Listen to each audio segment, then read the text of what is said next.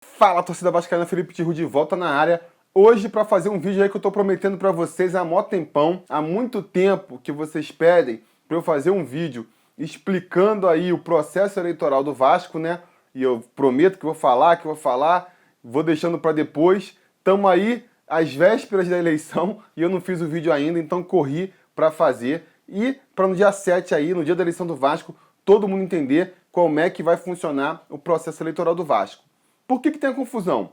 Porque quando a gente pensa em eleição, a gente logo... Qual é a eleição mais comum que a gente costuma acompanhar? As eleições do governo aí, né? Para prefeito, para governador, para presidente, que são eleições diretas, onde tem um candidato, a gente vota nele, o candidato mais votado vira presidente, governador ou prefeito. Como nas eleições do Vasco, a gente também fala dos candidatos a presidente, né? O Júlio Brandt, o Fernando Horta, o Eurico Miranda. A gente tende a fazer uma associação e achar que funciona igual. Só que não funciona. No Vasco, as eleições são indiretas. Na verdade, o que a eleição do dia 7 elege são as chapas que vão compor o Conselho Deliberativo do Vasco. E esse Conselho Deliberativo é que elege o presidente do clube pelos próximos 3 anos. Como é que funciona isso? O Vasco tem o seu conselho de beneméritos lá, né? Que são aqueles sócios mais antigos que prestaram favores ao Vasco e que aí ganham esse título aí cativo, esse título vitalício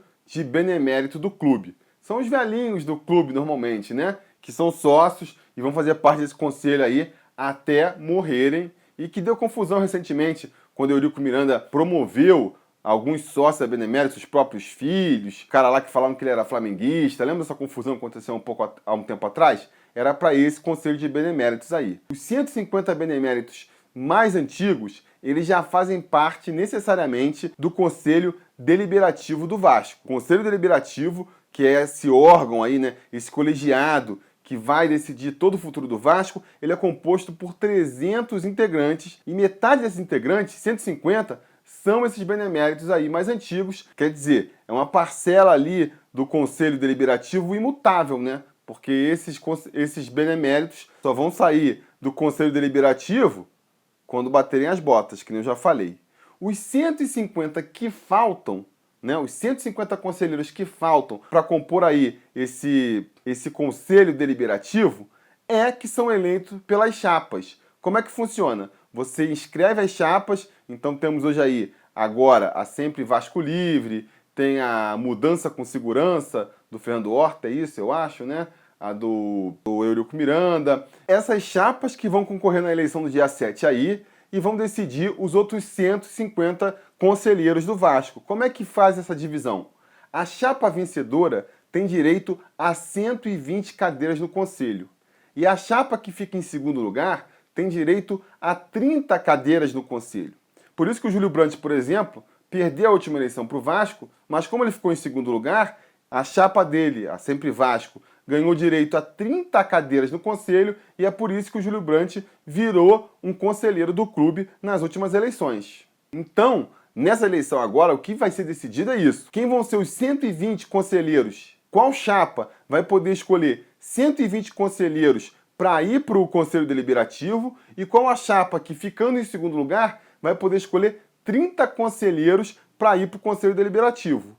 Esses conselheiros vão se juntar com os 150 beneméritos e eles juntos é que vão indicar quem vai compor o Conselho Fiscal do clube e quem vai compor a diretoria administrativa. É a direção, como a gente entende, né? O presidente, o vice-presidente, os vice-presidentes das modalidades, futebol, e também a diretoria administrativa, que é o que a gente chama de direção do clube mesmo, né? É o presidente, é o vice-presidente, é isso que o conselho decide. Aí você pode pensar assim, ué, se tem 150 beneméritos, se a chapa que fica em segundo lugar tem direito a 30 cadeiras no conselho também, não dá para a chapa vencedora não conseguir eleger o presidente que ela inscreveu ali? São 120 cadeiras que ela ganha no conselho, se somar o resto é 150 mais 30 dá 180, teoricamente, não é porque ela ganha as eleições que ela tem o direito de escolher o presidente. É verdade, matematicamente falando, é verdade. Mas nunca aconteceu, né? A tradição aí, a fidalguia, a ética do clube diz que a chapa vencedora, os nomes que a chapa vencedora indicar para a diretoria administrativa, para o conselho fiscal, vão ser os nomes escolhidos em assembleia, né? Por isso que muito se falou, o Eurico Miranda, ele mesmo perdendo a eleição, ele pode continuar presidente, é por causa disso aí que eu tô falando. Mas, sinceramente, eu não acredito que isso vai acontecer, até porque todas as chapas contam com o apoio de alguns beneméritos, né? Não é como se eles funcionassem de maneira única, com um pensamento único. Então, eu acho difícil, né?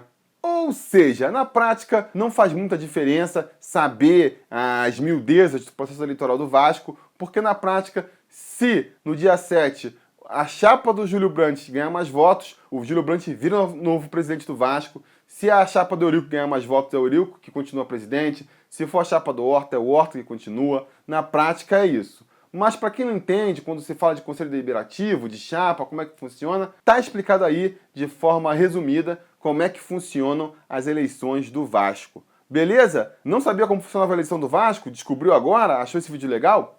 Diz aí nos comentários. Falei alguma besteira? Fui simplista demais na explicação? Tem alguma coisa aí que merece um pouco mais de detalhamento? Diz aí nos comentários também. E não se esqueça de curtir o vídeo, assinar o canal caso ainda não tenha assinado e ligar o sininho, porque tá tendo vídeo todo dia aqui no canal sobre Vasco. Beleza? Tá combinado? Então tá combinado. A gente vai se falando.